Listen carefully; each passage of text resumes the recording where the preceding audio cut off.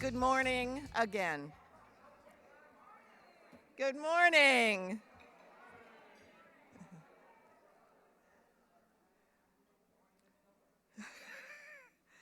So by now, all of you, I believe, have been introduced to the Racial Wealth and Income Gap Workshop and Framework. Can three people give me one word to describe your experience of what we call RWIG? Raise your hand. Racial Wealth and Income Gap Workshop. I want three people to tell me one word about your experience. Please, over here. Eye-opening. That's a couple of words, but we'll take it.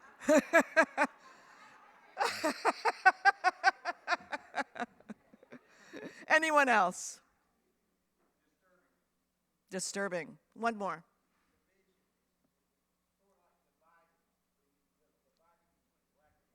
Division, precisely. What you saw in the RWIG workshop is how our U.S. housing system, our U.S. employment system, and our U.S. education system either directly or indirectly separate people by race. And that separation translates into less benefits, less money, and because we live in an economic system in which private individuals and corporations own capital goods in a market economy where money is the driver, the result is the racial wealth and income gap. As you saw, this gap so often can lead to intergenerational poverty and a lack of flourishing for significant portions of our communities. The RWIG experience invites you to see how this separation is done directly, but most often indirectly.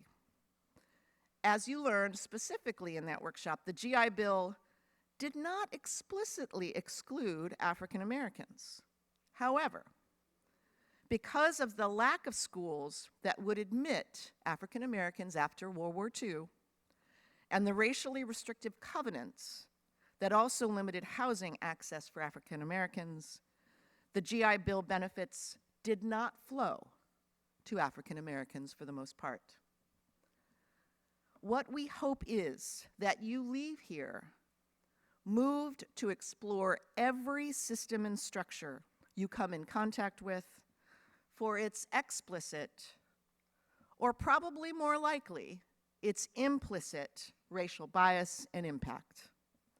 Once you begin analyzing the systems and structures of which you are a part, I promise you, you will start to become aware of racial bias and impact almost everywhere. Racism is systemic and widespread in the United States. We swim in it. The anti-racism work requires a systemic approach, not just eliminating individual prejudice. And because it is embedded in so many of our systems, we need to work system by system and in a way that addresses racism where our systems intersect. And once you see the systemic racism, there is no going back. That ability to see is actually a great gift, but it also comes with a great responsibility. With the gift of that sight, it is our sincerest hope that you will then feel moved to have the important and necessary conversations in your communities to create the conditions for others to grow into this way of perceiving the United States. Because once we see and name what needs to be transformed, the rest can actually come more readily. The through line of this race separation in the United States systems and structures is, of course, from the original sin of the founding of the United States. That original sin is the kidnapping of people from Africa and forcing them into chattel slavery to build an economic system of which they did not benefit. And today, we have guests to educate us more fully on that through line in just one of the systems, a critically important one, the criminal legal system. And it is my pleasure to introduce first Luke Frederick. Luke was born and raised in Cincinnati, Ohio, and is currently a PhD student in history at Georgetown University. A scholar of African American history, his area of specialization is African American incarceration in antebellum America and how carceral networks were deployed to produce profitable racial control. His current project focuses upon the forces in antebellum Washington, D.C., centered on carceral sites and the officers and civilians who utilized them to ensure that Black Washingtonians remained socially and economically subordinate. Following Luke, we are delighted to also welcome Kara Gotsch, who currently serves as the Deputy Director of the Sentencing Project, where she oversees the federal advocacy work and develops special projects and partnerships to advance the organizational mission of reducing mass incarceration. Gotsch first served at the Sentencing Project as its Director of Advocacy from 2005 to 2012, when she helped lead the multi-year effort to reform the notorious 100-to-1 crack cocaine sentencing disparity that resulted in the 2010 passage of the Fair Sentencing Act. In 2011, her sentencing reform advocacy was honored by Congresswoman Maxine Waters.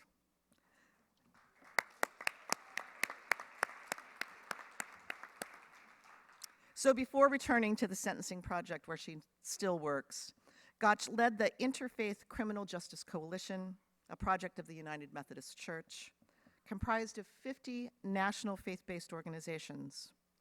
The coalition organized faith leaders and clergy to advance federal criminal legal system reform. She also worked for the National Prison Project and the American Civil Liberties Union. We are so grateful this morning to have these two guests. Please join me in welcoming them.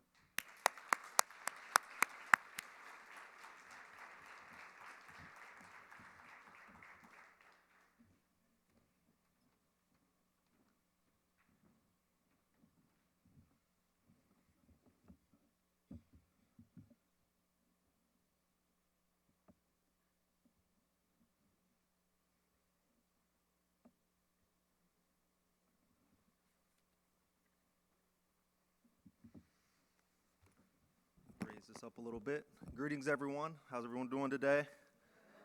Fantastic. I'm really happy to see such a full room here, and I'm honored to be here to speak with you about this topic today and some of my research. Like so many Americans, 2020 was a very traumatic year, the summer of 2020. Obviously, with the murder of George Floyd, and others, it really struck to my own heart, not only as an American, a person of color, but also as a historian who studies the history of the imprisonment of African Americans in antebellum and colonial times. This image here always strikes me when I see it because it seems to sort of collapse time and space together, having George Floyd's face projected on this statue of Robert E. Lee, almost like he's crying, like America's crying. And as a historian, I'm often warned against what is called presentism, which is sort of taking today's events, ideas, beliefs, and transposing them onto the past. But after seeing the events of 2020 and how they connect with my own research, it was very, very difficult to avoid that pull. Before George Floyd was murdered, Ahmaud Arbery was murdered in Georgia by a father and son duo of the McMichaels. And here, juxtaposed with that image, is an image from Jesse Torrey's 1817 account of a portraiture of the domestic slavery. where he visited Washington from Philadelphia, first actually to raise money for public libraries, but was so struck by the slave trade, kidnapping of free blacks, and imprisonment of free blacks that he instantly changed his mission and focused on, rather, why this was happening in the nation, in the capital of a nation recently founded upon liberty and justice.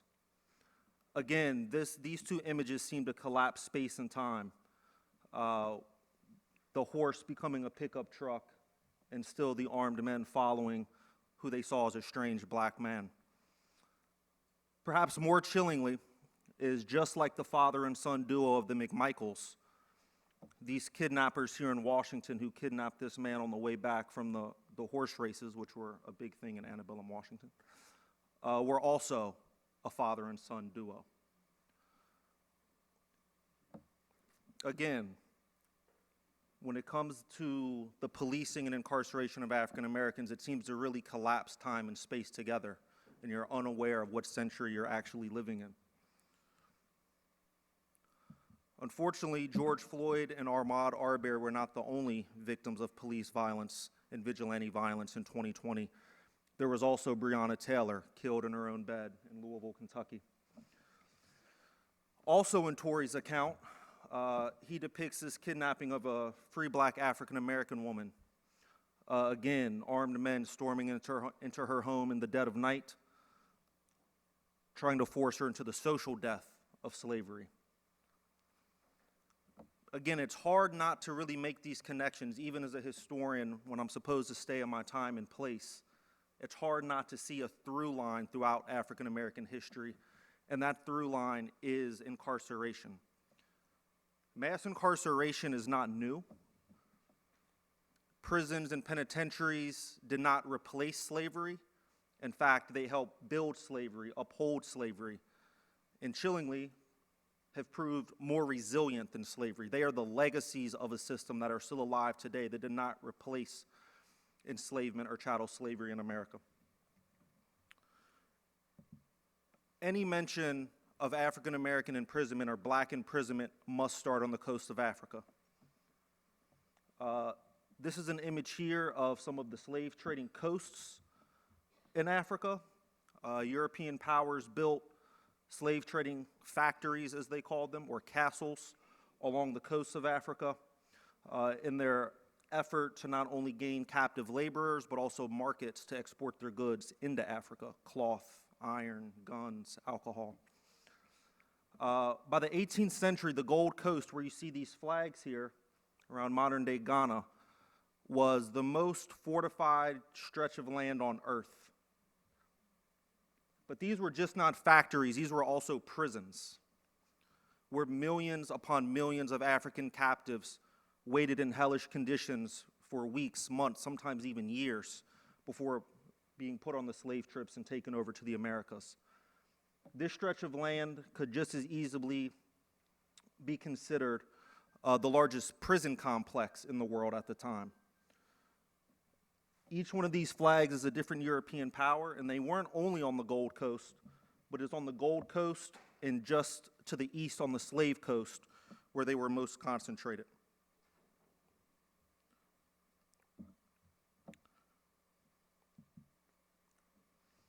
Things really seem to come full circle. Here's some images of these slave castles, these slave forts or prisons along the coast of Africa, and Obama coming, that's in Gori, visiting the door of no return, where African captives were taken from one prison facility on to the next. Of course, that next facility were slave ships. Some scholars have called them floating prisons, floating dungeons. They're also floating factories. Not only did they confine and imprison African Americans throughout the deadly Middle Passage, they did actually produce. They produced human commodities that were offloaded into the Americas. The slave ships were like a prison in miniature. Once on board, the ship was transformed into a prison. The captain became a warden. The sailors became prison guards. And of course, the Africans became prisoners.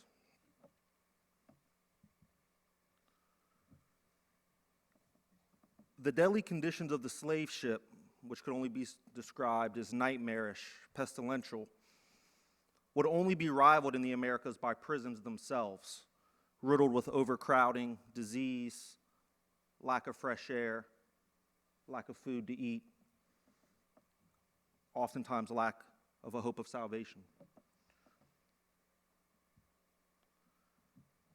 Here's the image of a slave ship, and I just really think this depicts how the ship itself was turned into a prison. This fence-like structure you see, is called the barricado, and was built when the ships came across to Africa. That portion would not be on the ship. It was built on the African coast by the sailors as they loaded their human cargo into the holds below deck. And it serves as a type of watchtower that was mounted with cannon, muskets, and armed men.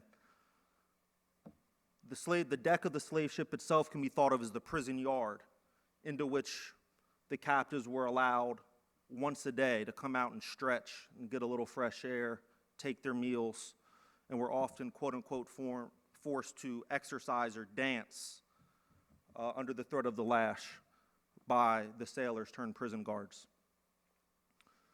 It's not quite clear in this image, but around the sides of the ship as well, they would hang these large nets to prevent African captives from escaping overboard into a watery grave of freedom. These nets can be thought of as like prison wire, razor wire today, the last boundary between captivity and freedom.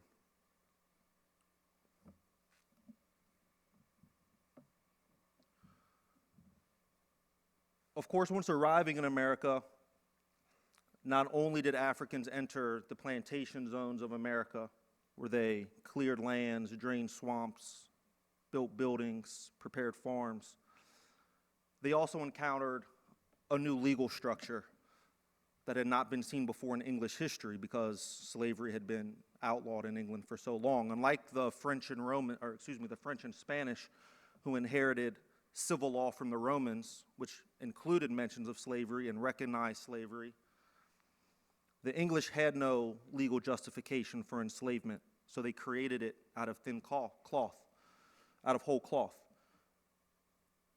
Not from English precedents, but actually created in the Americas, first in places like Massachusetts, actually, in the 1640s.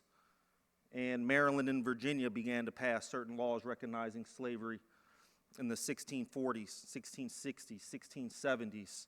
Barbados would be the first to pass a comprehensive slave code in the 1680s, which would then be transported to America through South Carolina, which was in part founded by people from Barbados.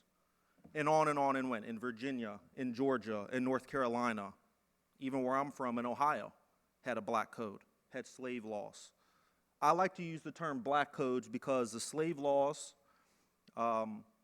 also applied to free African Americans, of which there were few, admittedly, in the 18th century, in the 17th century.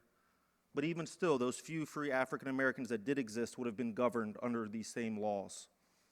Laws which circumscribed their movement, prevented them from any type of open participation in the economic marketplace, prevented them from carrying weapons, preventing them from having private meetings or assemblies, worshiping in the way they saw fit.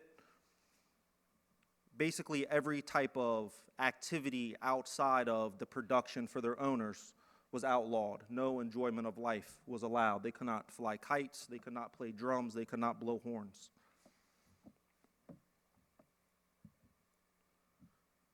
To enforce these codes, a vast number of officers were equipped, were allowed to do so. Similarly, there was no type of patrol system that could come over from England. It had to be created in the Americas. They did transfer over the constable, the sheriff, which did have a long history in England. Yet, the realities in America required something new: militias, slave patrols, even just white vigilantes. Every single white man was empowered under slave laws to accost slaves, to arrest slaves, check them for their free papers, check them for their past, without which they'd be taken to prisons, actually. And this is the piece that I think is often missing in the literature and often missing in our common sort of conception of what law enforcement was like under slavery. It was not just the private owners or private overseers that enforced this system. There was a law enforcement structure to do so. Not only through these constables, not only through the sheriffs, not only through the slave patrol, but it was really the duty of every single white man to enforce these laws. It was an issue of national security, is what we would say today. Obviously, the fear of insurrection and escape was ever present, and the economic system simply could not function without the enslaved laborers to grow the staple crops, first tobacco, rice, indigo, and eventually cotton and sugar that required the backbreaking labor of millions of captive Africans. Scholars are beginning to call plantations slave labor camps, which I think really brings into relief what happened there. The fact that plantations, you can get married on a plantation today, a plantation wedding. That word plantation kind of totally whitewashes the violence that happened in these regimes. And slave labor camp, I think, actually is much more fitting and still does not truly denote the violence and oppression that happened within their borders. And when enslaved people did try to leave these borders, this is who they encountered oftentimes. For every Frederick Douglass, there were thousands who never made it out of bondage, no matter how hard they tried. Some people were imprisoned multiple times and suffered cruel and torturous punishments for attempting to escape this regime. It's important to realize that many enslaved people called slavery a prison. Frederick Douglass called slavery the prison house of bondage. My life in a dark, gloomy servitude, another said. And bringing things back to today, it's interesting that many prisoners see themselves as similar to slaves today. And slaves then saw themselves as similar to prisoners. And again, how everything circles around and collapses into one time.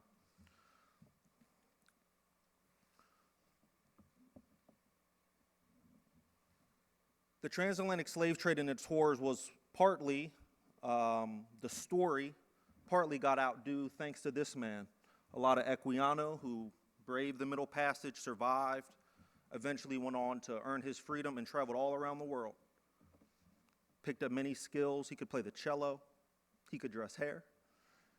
He did a little bit of everything. He was a true Renaissance man. What's often overlooked in his account, however, is that he was in prison multiple times. He was arrested by constables. Why? Because he happened to be in the house of a fellow slave who was burning a candle after 9 p.m. Was arrested, taken to jail, and only his quick wit and tongue was able to save him from a brutal lashing at the hands of the jailers. Another time, he was almost kidnapped. Once he got his freedom, was almost kidnapped, but due to his protestations and the fact that he just spoke English a little bit too well, the men let him go. And he was able to continue on his life and eventually write this memoir. And as I started to do this research about the history of black incarceration, I was struck by the fact that almost every single ex-slave narrative or slave autobiography has a prison scene, not only in the transatlantic slave trade, but in the routine, everyday policing of life. The very first North American slave autobiography or ex-slave narrative was that of Britton Hammond, who was enslaved in Massachusetts, was a sailor, went on a voyage to Jamaica, was shipwrecked in Florida, captured by Native Americans, then kidnapped from them by the Spanish, taken to Cuba, where he served a 12-year sentence as a slave to the Cuban governor. He tried to run away multiple times, and each time he was taken back to the castle and imprisoned. One time, he spent over 4 years, actually over 4.5 years, imprisoned in the dungeon in Cuba's capital, 4 years straight in a dungeon. The very first slave autobiography has a 4-year prison sentence in it. Fast forward to some of the newest or most recent slave autobiography, which were conducted during the New Deal Works Progress Administration, where journalists throughout the South and interviewers throughout the South went and tried to find the last remaining slaves who were alive and interview them about their experiences under slavery. And again, almost every single account mentions the patrollers, the paddy rollers as they called them, and how their lives, not only under slavery but also under Jim Crow, were constantly being monitored and surveilled by white officers of one kind or another. So this sort of bookends this history of slavery and those who experienced it and were able to put it into their own words, that the policing presence and the jail presence was ever present.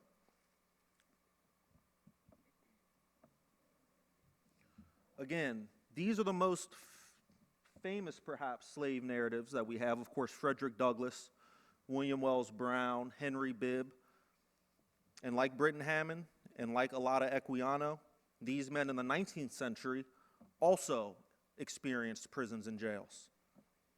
Frederick Douglass was arrested and taken to Eaton Jail in Maryland for conspiring to escape. Somehow the word had got out, and him and his co-conspirators were captured, taken to prison until his owner could come get him.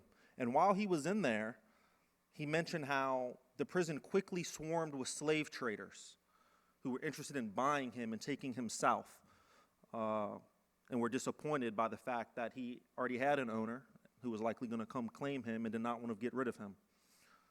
William Wells Brown also had his own prison experience. Henry Bibb made multiple journeys from Ohio down to Kentucky in the attempt to free his wife and was imprisoned almost every single time.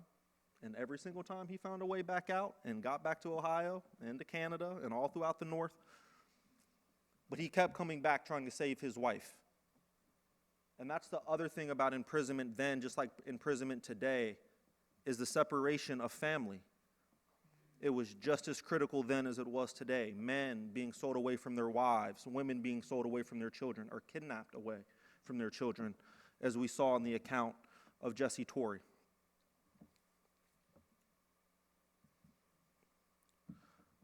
The reason that these jails and kidnappings spread throughout the country in antebellum America is it was profitable, not only for social control, but in terms of economics. This is a map depicting the domestic slave trade. So the transatlantic slave trade ends in 1808, and around that same exact moment, new economic forces are driving a movement of enslaved peoples from the Upper South in Maryland, Virginia, North Carolina, Kentucky, being forced down into the ever-growing cotton fields of Mississippi, Alabama, Georgia, once Native Americans had been removed from their native soil. Washington, D.C., and Baltimore and other Upper South cities became sort of the supply-side depots of the domestic slave trade. And some enslaved people first were taken by foot. It was about a 2-month march from Washington to New Orleans. And enslaved people were chained together, or at least the men were chained together and put on forced marches, where they would march about 20 to 25 miles a day. I mean, that's almost a marathon. Think about that. You're marching 20 miles a day, chained to another human being under constant threats of violence. And when you reach your days-long journey of walking, you're then lodged in a jail cell in Knoxville or in Nashville or in Memphis or Tuscaloosa or any of these places. The overnight stop was either a private private jail owned by fellow slave traders in another city, or perhaps more alarmingly, the city jail. City jails of the South opened up their doors to private slave traders, and for a fee, you could bring your slaves there and have them imprisoned for punishment. You could have them imprisoned while you were just passing through on the next town on your way south. You could pay the constables and policemen to whip your slaves if you were perhaps too skittish to do it yourself. So it's not just private industry of slave traders that's involved in this story, but city and municipal and state governments throughout the South sought profit through the domestic slave trade.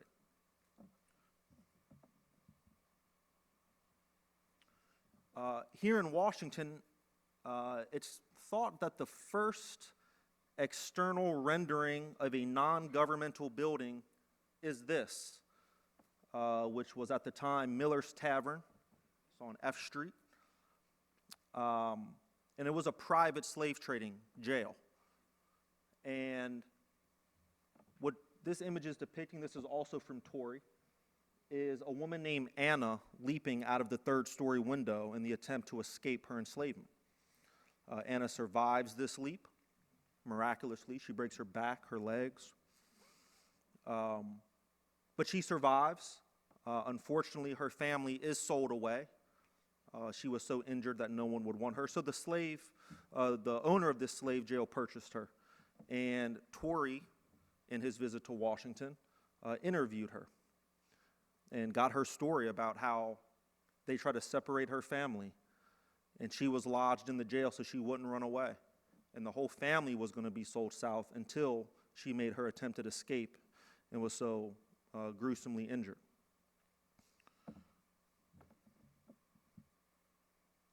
Of course, another infamous story from antebellum Washington is the kidnapping of Solomon Northrup, which, if you've seen 12 Years a Slave, you know this story.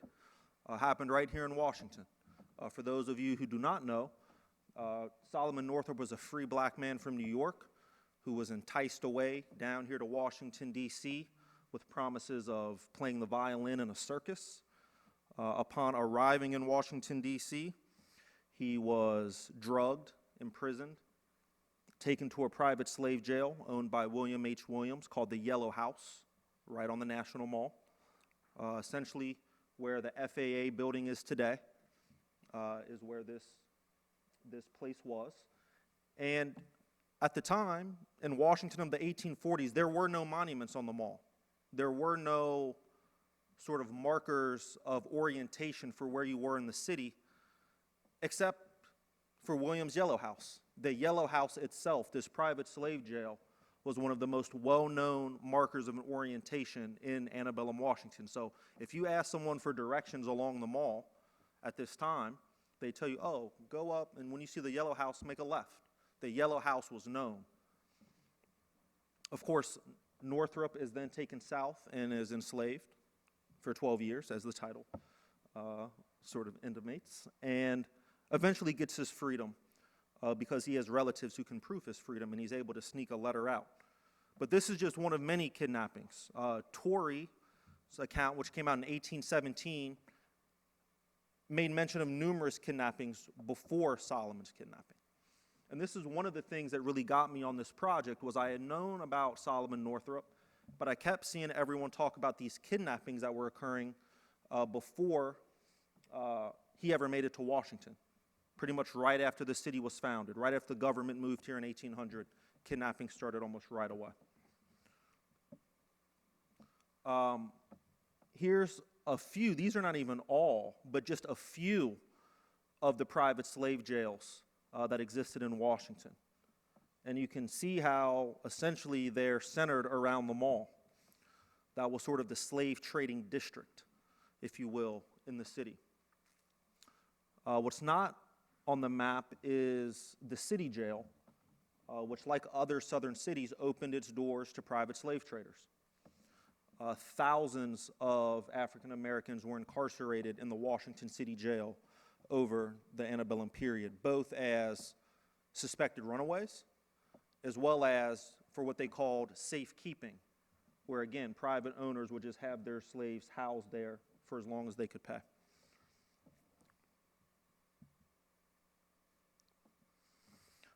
The largest slave trading firm in the country actually was located in Washington, in Alexandria, which until the 1840s was part of Washington, D.C., until it retroceded back to Virginia. This is their building.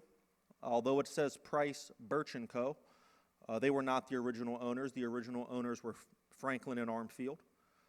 You can still visit this place. It's right down on Duke Street in Alexandria. It is now a museum. It's actually under renovation right now, but they should be reopened soon. And this firm was not only the largest slave trading firm, it was also on the cutting edge of antebellum capitalism at the time, slavery and capitalism. This firm integrated vertically and horizontally and took advantage of all the latest technologies available, from advertising, the printing press. They owned their own ships and made monthly voyages down to New Orleans.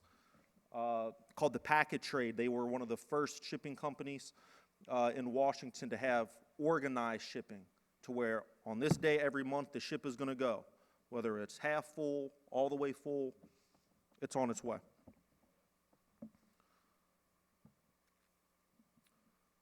The scenes of the slave trade were often depicted in Washington.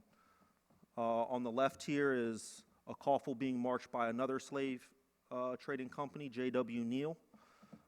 In the middle is another depiction of coffles being marched through the streets of Washington. In the back there is actually the Capitol. And on the right is a rendering from an English traveler who witnessed one of Franklin and Armfield's coffles as it was on its forced march south. So this is well documented. It was well documented at the time and was really a driving cause for the petition campaign that erupted in the 1830s, where abolitionists from across the country sent in petitions in the effort to end slavery and the slave trade in Washington, D.C. And of course, Congress replied with what was known as the gag rule, where they stopped even hearing petitions on the floor of Congress. Too volatile.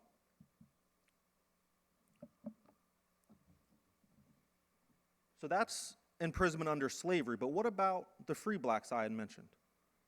Well, there was a new technology coming online that would sort of be able to handle them, and that was the penitentiary. The first penitentiary, modern penitentiary in the United States, was Walnut Street Prison. And what made it a penitentiary was that people were not just jailed there for trial or for just a matter of time until their owner figured out what to do with them. Imprisonment became a punishment for crime, replacing whippings, brandings, and other sort of brutal punishments. And even in this very first prison in Philadelphia, African Americans were immediately disproportionately incarcerated. And this would sort of set the stage for the prison boom that would come in the 19th century, throughout the 19th century, as penitentiaries were built north and south, or at least in the border states. And every single one, African Americans were disproportionately imprisoned, including here in Washington, D.C. The most famous of these would be Auburn Penitentiary, which was in New York, which inaugurated what was called the congregant system, where prisoners were housed in solitary cells at night, but were forced into congregant labor under silence during the day, where they were forced to work for free. Its competitor was the solitary system, which was founded at Eastern Penitentiary. This replaced Walnut Street. This building was one of the most expensive public buildings in the country when it was opened in the 1820s. And it also disproportionately incarcerated African Americans. And Eastern was particularly traumatic because they spent their whole sentence in one cell in solitary confinement. They worked in their cell, they slept in their cell, they ate in their cell. They never left their cell for years. What these prisons actually did was they took a lot of the punishments that had only been inflicted on slaves in public and removed them to private. In the middle, you can see this is a whipping post at a penitentiary in Delaware. The dunking stool was a precursor essentially to waterboarding that was used in American prisons. And of course, the cat o' nine tails was still being used. A prisoner in New York was beat to death, and eventually they outlawed it there, but it continued to still be used sort of underground or would be revived in other prisons throughout the country. So on the one hand, the penitentiary was invented to sort of outlaw and eliminate old world punishments and brutal punishments, but what it really did was just move them indoors, where blacks were disproportionately incarcerated and these punishments were disproportionately inflicted upon them.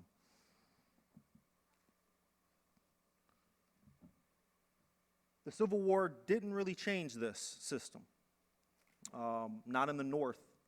In the South, these same types of forces, racial laws, and once racial laws were outlawed under Reconstruction, they just passed the same laws without the racial notes, but everyone knew who they were supposed to apply to.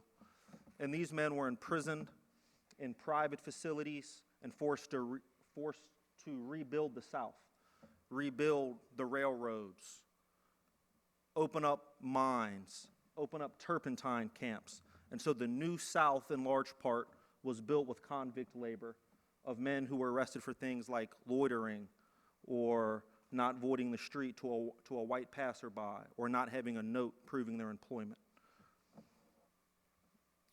On the right is a type of whipping that was done under slavery in the penitentiaries and in Southern convict leasing, again, collapsing space and time and running all the way through. And I'll leave you with this. I think perhaps the most glaring connection between imprisonment under slavery and imprisonment as it exists today is Angola State Prison in Louisiana. Angola State Prison is on the same land that was once owned by Isaac Franklin of Franklin and Armfield. He took those profits from the domestic slave trade and bought a large plantation in Louisiana. Just a generation later, that same land would be sold to the state and turned into Angola State Penitentiary, which still exists today, where men continue to work in conditions like this on the right, still chained together under the watchful eye of white men, often white men, on horseback, plowing away at southern fields until their sentence ends. So I'll close with what I opened with. It's hard not to see these similarities, to not have this history collapse into itself, into this cycle of racism, over-policing, and incarceration that continues with us today. Thank you very much.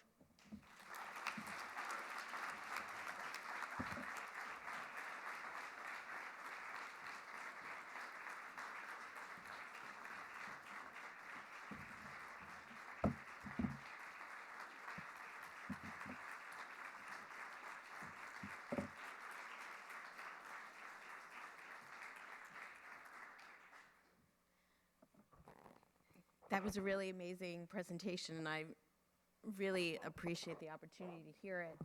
I think my role here is to serve as sort of what is the result of this horrific legacy, and how is it, where are we now? And we've never met before. And I find it fitting that we both chose to start our presentation with the exact same image. I was surprised sitting here, seeing that, and I thought, oh, he's got the wrong presentation up there. But when Minneapolis police officer Derek Chauvin kneeled on the neck and murdered George Floyd for the world to see, that was an example of our most racist elements of the criminal legal system.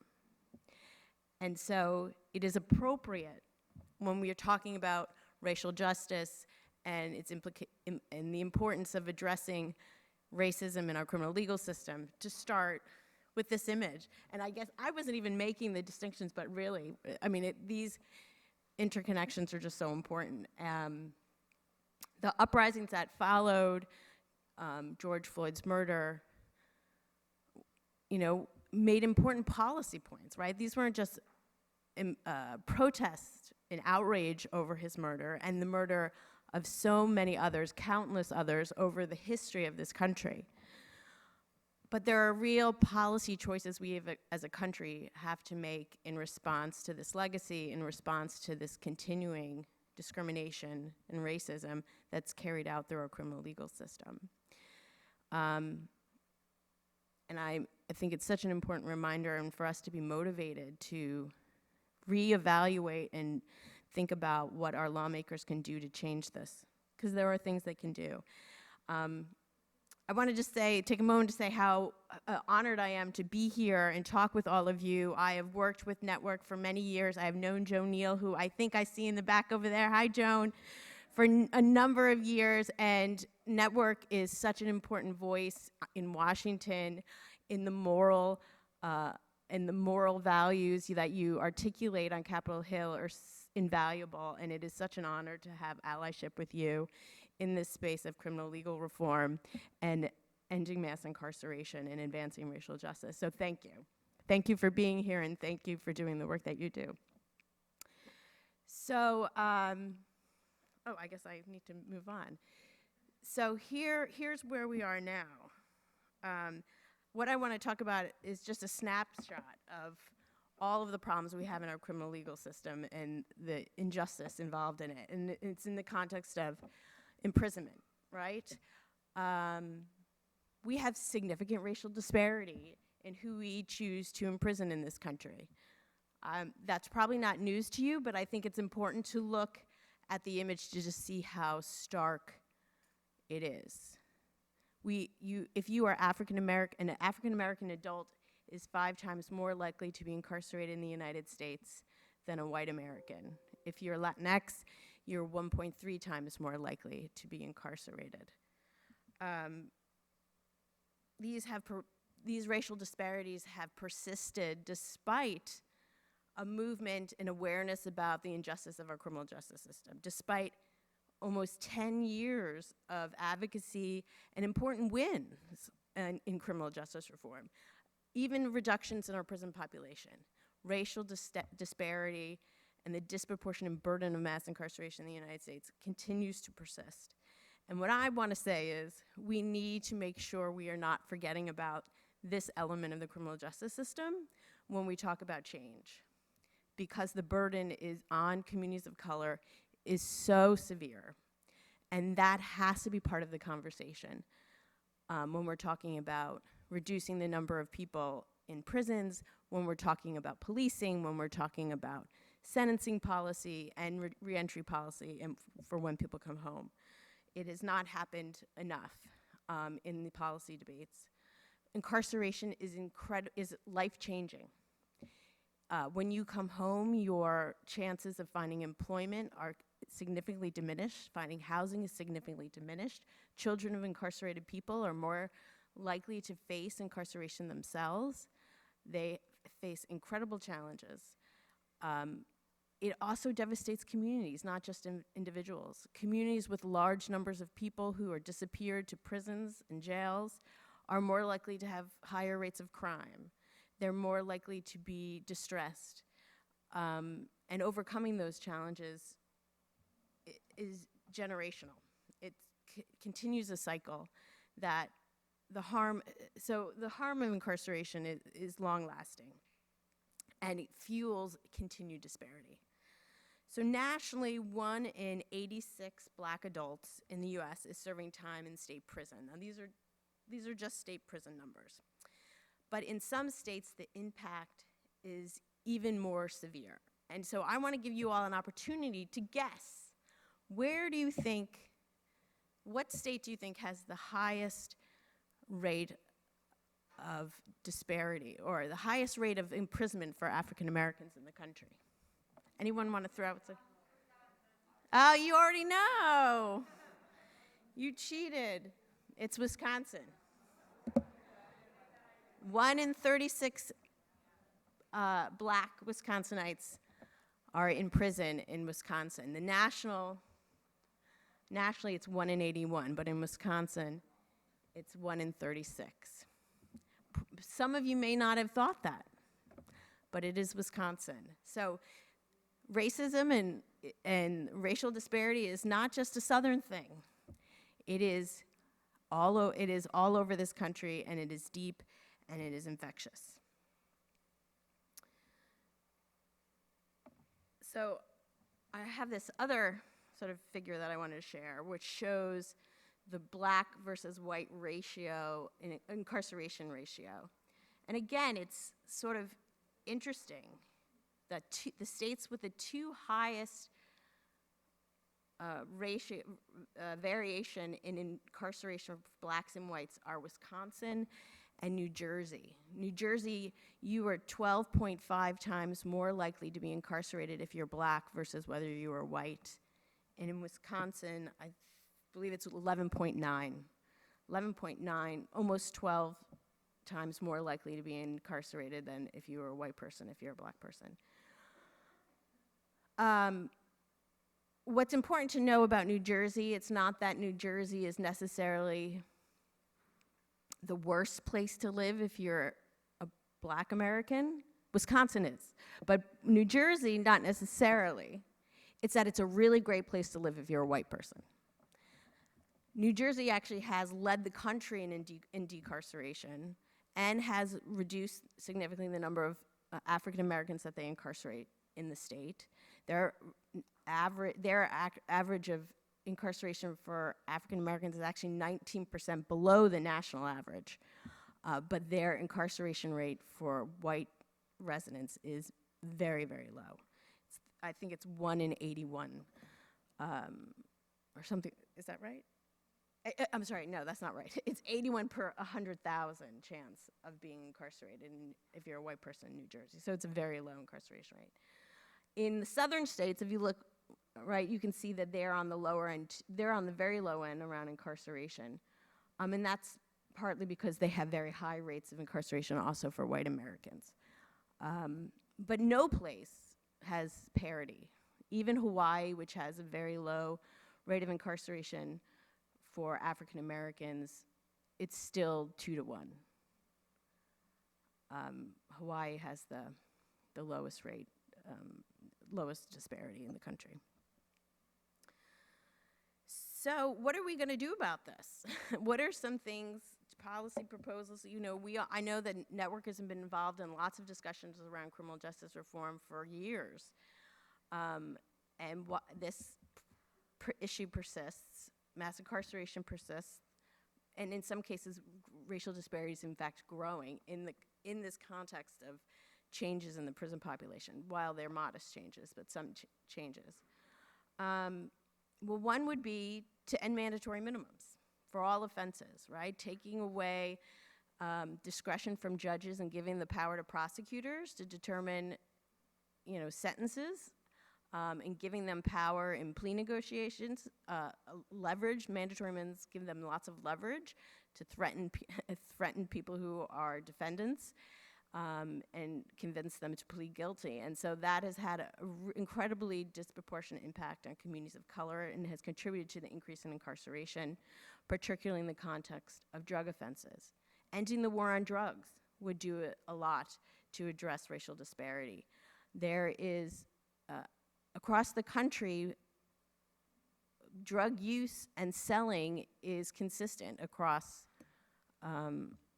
racial and ethnic lines, right? There's no greater likelihood that you're gonna use drugs or sell drugs depending on your race, yet we know who gets arrested, who's more likely to be arrested, convicted, and sentenced to the harshest penalties. It's going to be African Americans, not white Americans, who experience that. Another concept that the Sentencing Project has been promoting for a number of years is called racial impact statements, which has passed, including in the state of New Jersey a couple years ago, which requires lawmakers to, prior to passage of any sort of criminal law, crime law that would increase penalties, like a fiscal impact statement, they would be required or preferred to conduct an assessment of the impact on communities of color. So the idea is a commission or a research body of the legislature would evaluate the legislation so that before lawmakers actually could take a vote, they would know, well, if we increase this penalty or that penalty, it would mean this many more people of color going into our prisons. It doesn't prevent them from supporting the law, but it educates them. Because often we hear, oh, well, you know, these laws, mandatory minimums, the intention is not to create racial disparity, but we know what the consequences are. So this is an attempt to sort of take that argument out of their hands and say, no, you know what the facts are. This is what the implications of you changing this law and increasing penalties are. We would also like to see, which has not happened, jurisdictions to reevaluate laws on their books, so retroactively apply this lens of a racial impact statement to understand how the laws already on the books have a disparate impact and make corrections going forward. So I'm actually here to talk about federal policy, right? Because that's my understanding that you all are planning a lobby day in May, which is excellent. The timing could not be better. It could not be better to urge your representatives and senators to advance criminal justice reform. And my organization, the Sentencing Project, and a lot of our coalition partners, including Network, have been working for for at least a year on trying to advance a comprehensive package and list of bills to advance this year. And it is incredibly difficult. We're getting towards the end of the session, and so your help in trying to push these bills over the finish line would be immensely, we would be immensely grateful. So similar to what we see at the state level, at the federal level, we have about 155,000 people who are incarcerated in federal prisons. It's the largest corrections system in the country. Similarly to at the state level, there's extreme racial disparity. About 40% of the population in federal prisons is Black, about 30% is Latinx. So a disproportionate burden of incarceration on communities of color at the federal level as well. These bills that I've listed here, and there's many others, so but I only had time to just touch on these three, would be really important to sort of begin the conversation, and have been important to beginning the conversation and to make some change. So the First Step Implementation Act, which is first on the list, is sort of a next step after the First Step Act, which, as you may or may not know, was a law that was passed in 2018, signed by President Trump, that created some opportunities to lessen mandatory minimums. You know, it was an incremental bill, like so much that happens at the federal level, but what happened was people who were in prison under these old laws did not benefit. And so First Step Implementation Act would make sure that the changes to those mandatory minimums primarily for drug offenses would also apply to people in prison now. So we know about 13,000 people could be eligible for a sentence reduction if the First Step Implementation Act would pass. Some of those people have life without parole sentences, and would die in prison without retroactive application of the law. Even though under current law, that sentence is no longer available to people going into courts. But there are still people serving those sentences. So it's a really important piece of legislation because it is the only shot many people have. The COVID-19 Safer Detention Act is a smaller bill, but also I think really important. It provides opportunities particularly for elderly people to go into home confinement. But what I think is most important from my perspective is it gives an opportunity for what we called old timers. These are people who were sentenced to federal prison before 1987 to apply for compassionate release. These individuals are technically still eligible for parole from the U.S. Parole Commission. Congress abolished parole in the 80s, And so, but people who were sentenced before Congress abolished parole are still are still eligible for parole. The problem is the U.S. Parole Commission doesn't like to parole people, including people who have dementia, who are 90 years old, and have long ago aged out of crime. And these folks, because they are eligible for parole, are also not eligible for compassionate release, and that includes during a global pandemic. So the COVID-19 Safer Detention Act would allow folks who are under the authority of the Parole Commission to apply for compassionate release. And that's important because during the pandemic, judges have taken that opportunity to expand their use of compassionate release and have greatly expanded the increased releases, including a colleague of mine, Bill Underwood, who was serving a life without parole sentence and had been incarcerated for 33 years, and he was released a year ago under compassionate release. So it has impacted, I think, about 4,000 people have received compassionate release since the pandemic started, and it has been a very good thing, so we really think it's important to extend that to older people as well. And then finally, the Equal Act, which I think many of you might be familiar with and have already advocated on, and that would finally end the disparity between crack cocaine and powder cocaine sentencing. I have worked on this issue since 2005. So it's time to get it done. It is time to finally get it done. Congress made some progress in 2010, but we need to finally end that disparity. It's probably worth saying, though, the disparity is in reference to the quantity. So what it would do is increase the quantity a defendant would need to be eligible for a mandatory minimum. The reality is even once that quantity increases, the mandatory minimums are still on the books and will still disproportionately impact Black and brown Americans. And so what we ultimately need to do is end mandatory minimums, particularly for drug offenses, because we know of the disparate racial impact that they have. So this is my last pitch to urge you to take action. And I want to give a shout out, I don't know if she's here, to Sister Karen Herring, who wrote a letter to the editor in her local Cleveland newspaper around the sentencing disparity, urging her senators to support the legislation. Thank you. That is the exact kind of action we need to get this done. All of us working together, all of us talking to our friends and our family, urging them to take action. It's exactly what we need to do. And I look forward to working with all of you moving forward. So thank you so much.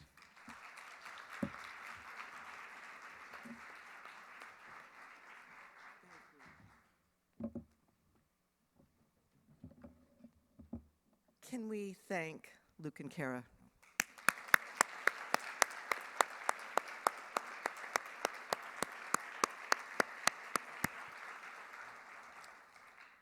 So we're going to move into some question and answer. There's 2 mics, one on each side. Feel free to make your way to the microphone. And while you do, can I ask the folks in AV to bring back up that powerful slide that both of our speakers began with, so that we can have that in front of us as we contemplate what we are called to do. What is ours to do at this point? So, questions for our speakers?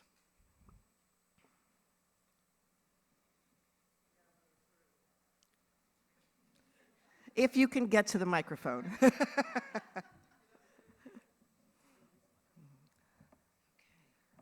And if you would begin by telling us your name and where you're from.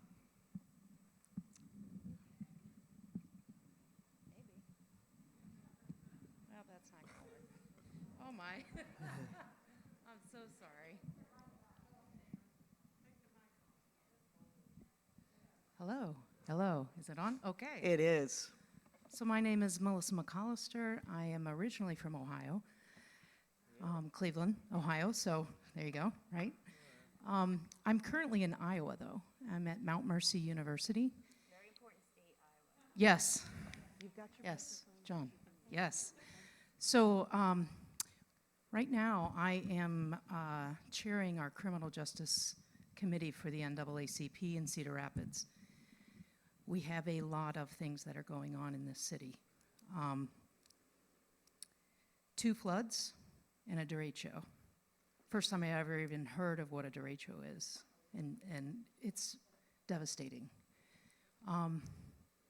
Wanting to get into the community, wanting to work with both police officers. Currently, we have 2 people. Sure. Currently, we have 2 people who are part of the Criminal Justice 6th District Corrections. We have a person who was a former gang member. We have some social workers and some teachers and educational people. Where do we start? Where do we begin?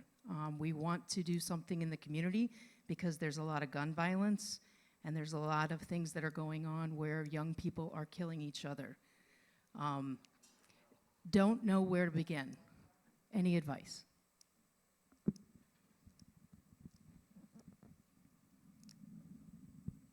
This is on. So I think you begin with your community, right? And it sounds like you are working with people in your community. And if if your concern is young people, I think you need to go to the young people and talk about what they need to feel safe, to feel supported, and to do the kinds of things that are going to be healthy and make them healthy adults. So many times I think, we look to the experts to know what the answer is, and the reality is the answers are in your own communities. And if your concern, as it is the concern of mine and the country about the increase in homicides over the last couple years during this pandemic, which we are still grappling with and still trying to figure out the cause of, it's really important to be talking to people most directly affected, to figure out how they heal and how we move forward and how we solve these problems, because I think they're going to have the best answers. I don't know if that's helpful to you, but I think... Okay, great. Luke, do you have anything to add? No, I agree 100%. Great. Over here. Hi, good morning. I'm Ann Lee from Naples, Florida, and a network board member. I had the privilege of working on the Equal Act effort last year, and I was wondering if, and I will say that I have a very conservative black congressman representing my district, and I couldn't get him to say what he was going to do, but in the end, I believe he did actually vote for it. So, hey, hope for all of us. This does seem to be an issue that crosses lines. So could you just say the next step is what? To get Senate to pass it, is that it? That's right. So the House overwhelmingly passed the Equal Act, I think it was back in September. And so that's really great news. And in the Senate, they have 11 Republican co-sponsors. So they've already met sort of that sweet spot of 60. I think, they're essentially waiting for floor time. I think right now we're in a holding pattern because leadership in the Senate is trying to figure out what the path forward to passage is, because there's concerns about amendments. Obviously there are folks in the Senate who are not supportive of the Equal Act, actually including Chuck Grassley, from my Iowa friend. So they are concerned about poison pill amendments being attached. So I think there's still negotiation going on, but I'm very, very optimistic that it will pass. So don't lose faith. I think this focusing on the Senate right now in regards to criminal justice reform actually is really where the attention needs to be, because they have the heavier lift. There's a 50-50 split, and there is bipartisan support for all those packages. I failed to mention that, but there is bipartisan support for all of those packages. And Chuck Grassley, he doesn't support equal, but then he supports the other ones. So, the logic is not really clear. So don't lose hope, I guess, but do reach out to your senators, both Republicans and Democrats. Democrats aren't necessarily always on our side on these things. Terrific. Thank you. Over here. Yeah, no, I was definitely going to take that. Hi, thank you so much for both of your presentations. They were just absolutely fantastic. My name is Lauren. I am based here in DC, grew up in California, and went to college in Chicago. My first job after college was right during the beginning of the pandemic. I was working for an organization called Uptown People's Law Center. We support prisoners in the Illinois state prison system. And so I really started this job right as the pandemic was beginning and folks who were incarcerated started overwhelmingly dying of COVID-19. And so that encounter and that experience of me telling families that their loved ones had passed away because the prison system did not care about them was it was a profound experience for me. And so that really pushed me, and especially with regard to your presentation, seeing how the mass incarceration system has changed over time and is reshaped and reformed. I wonder if we start thinking bigger than actual legislative reform. I really resonated with what you said, about going into communities and talking to the people that, actually need this help in redistributing wealth. So I guess I'm just curious, beyond federal legislation, beyond state legislation, what are your recommendations for reimagining what a system could look like, that doesn't disproportionately kill people? I like to say that all prison sentences are life sentences. It follows you beyond the walls of those prisons and into your life even if you get the chance to leave. And so, yeah, I'm just musing, and I'm just really curious about what your thoughts are on what reimagining this system could look like. Thank you.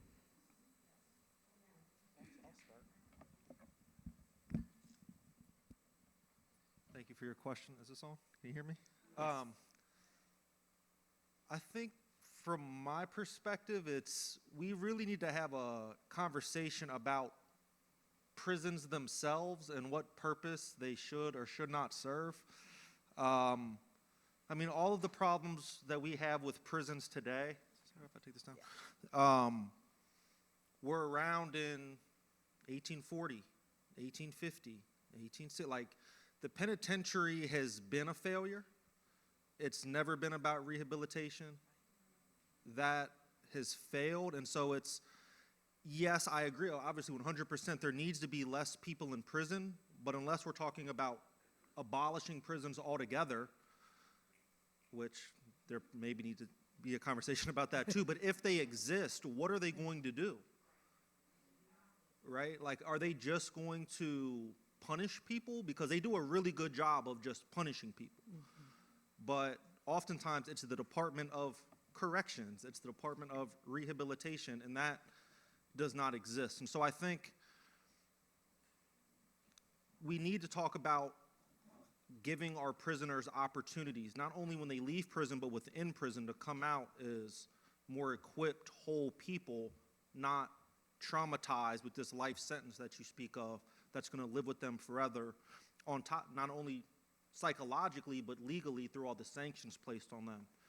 That bars them from housing, bars them from voting, bars them from a whole host of activities. They are not free, even when they are free. So I think that's the conversation that needs to be had is, are we going to have prisons, and if so, what should they do?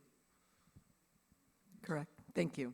So we've got a lot of questions and not a lot of time, so I'm going to ask all of the questioners to put your question in the form of a question. And we'll have 2 questions from here, 2 questions from here, and have our speakers respond. Go ahead. Hi, my name is Susan Kelly. I live in Reston, Virginia, just down the street near Dulles Airport. I am a parishioner at St. John Neumann, and I'm here on that. Okay, my question is, in all of those, the laws that are being proposed, who did the evaluation on what resources are needed at the community level to take the necessary steps to enable those folks to be successful once they are released? Terrific. And are those resources truly adequate. Great question. Second question. I'm Reg McKillop, short, and I live in Wisconsin. But this kind of addresses a question someone had about Cedar Rapids. What could they do? In Wisconsin, we are working on juvenile not getting prison life sentences without parole. And I know the Supreme Court ruled on that, but they didn't rule that judges still could have discretion. So in Wisconsin, we disproportionately have African Americans with sentences who committed crimes as juveniles getting a sentence of life without parole. Judges will give 250-year sentences. So if people, I don't know in other states, I know it's a number of states have that still on the books. I think that's something to really work on as well, to check it out in your state. So if what's they your have. question about judicial discretion? It was a comment. Oh, Well, Thank well, you. it was something that people could do. terrific, thank you. So do you want to address the resources question, one of you? I think, I'm not sure if I fully understood it. If the question was, and please correct if I'm wrong, are there enough resources? No, there are never enough resources. There's not enough resources. Part of the problem, and to get back to the earlier question, part of the problem, the reason we have the crime issues we have, to the extent people are concerned about that, is because we don't have enough resources in our community, right? There's been a lot of studies, for example, around pediatric nurses and the immense value of having nurses meet with mothers while they are pregnant, educating them about good nutrition, and then and supporting them, and then once they give birth, visiting them over the child's first years, and how that is one of the leads to the leading reductions in crime. That doesn't require any jail cells or handcuffs, right? That requires good health care and communication. Why wouldn't we want to support those? There's not enough funding for those kinds of programs. And there's great examples across the country, and there is not the investment. What we have chosen to do is invest in prisons and police and much more punitive approaches to our social problems. And that is what we have to rethink and reevaluate, is what is most important here and how do we want to solve the problem? Because there are other ways to solve the problem. So this is, again, about the holistic approach to systemic racism. Two more questions in the form of a question. Hi, I'm Tiffany Stacy. I'm from Akron, Ohio. Actually, Cuyahoga Falls, but nobody knows where that is. Oh, thank you. Yeah. So my question is, are you concerned about the unintended consequences of increasing the opportunity for elderly people to be released from prison, and then the incentive for the prison system to release people who are expensive for them to take care of, who maybe have been in jail for like 30 years and have no one to take care of them? Are you concerned about that? Is there a policy in the works that addresses the issue of elderly release folks? Great question, and let's take the second question. Hi, my name is Lois Haar. I'm an adjunct instructor at Manhattan College in the Bronx and a member of the New York State advocacy team. So my question is for Luke. Everything you discussed, I was wondering, the backdrop to that, I think, is the 13th Amendment. And as an academic, did you look at that, and what does that mean for all of us? Because that's pretty structured into our system there. So. Terrific questions. So let's start with the compassionate release for our elder citizens. Kara? So it is definitely an issue that my organization in particular, which has a campaign to end life imprisonment, that we are concerned about people coming out and how we're helping. We're not concerned about people coming out. We want people to come out, but we want them to have somewhere to come home to and get the care and services that they need, including people who are very elderly. People who are coming out in their 70s and 80s, they're not going to get a job. They have spent their lives, for all intents and purposes, in prison, and many of them are ill and frail, and they need, but they don't qualify for Social Security, and sometimes they don't qualify for Medicare, right? So what happens to them? And that is a really important question, and we need to be making sure that those folks can qualify for things like Medicaid, make sure that they can qualify for other benefits. I mean, it is actually a huge issue and something we are trying to focus more attention to and get some support around. And Luke. Yeah, so 13th Amendment. For those who don't know, there's a loophole in the 13th Amendment that basically says slavery is abolished in the United States except as punishment for a crime. So obviously that is a big loophole. And, and I think it's important to realize also that that loophole did not begin with the 13th Amendment. It actually began with the Northwest Ordinance in 1787 and was inscribed into many state constitutions even before the Civil War. So even that sort of clause has a legacy unto itself. I think that prisoners should not be forced to work. In some prisons, private prisons and others, they are forced to work whether they want to or not. But work, I think, is important to break up the monotony of prison. Like, prisoners oftentimes go out of their way to get those jobs. I think they need to be fairly compensated and given safe working conditions. They need to be given, thank you. I mean, whether that's federal minimum wage, which in many, especially southern states, is not very much money, you know. So it's either federal minimum wage or state minimum wage, and it needs to be optional, and I think it also needs to be instructive. If you're gonna have people working, they also need to have opportunities to get degrees, certifications, that they can then use once they're actually released, and have it be legal to hire such people, or have it illegal to bar hiring such people due to their criminal record. So I think they need to be equipped not only with the skills, but also duly compensated for their labor like every other U.S. citizen. Amen.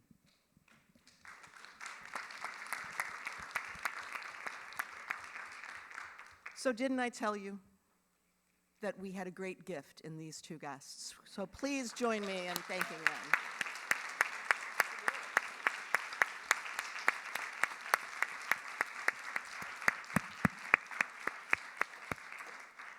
So I want to point out that we are really talking on two levels here. We're talking on the level of changing a really messed up system, a really sinful system, if you want to use the Christian lens.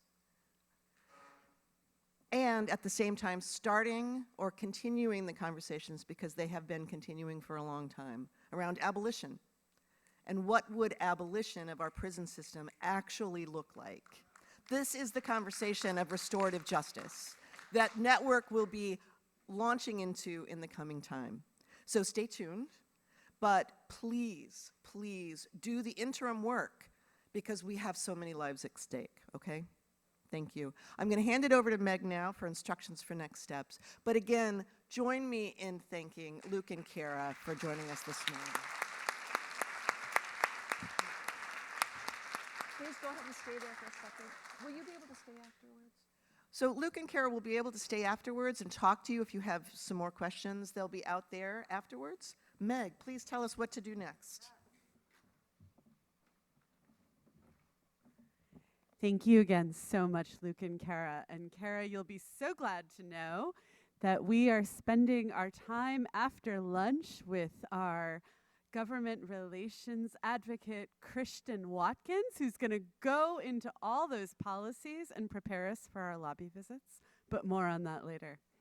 A couple quick announcements. We are heading into a coffee break. Yes. During lunch, if you have not gotten your headshot, and that includes my wonderful network colleagues, please, they'll be out here in the foyer.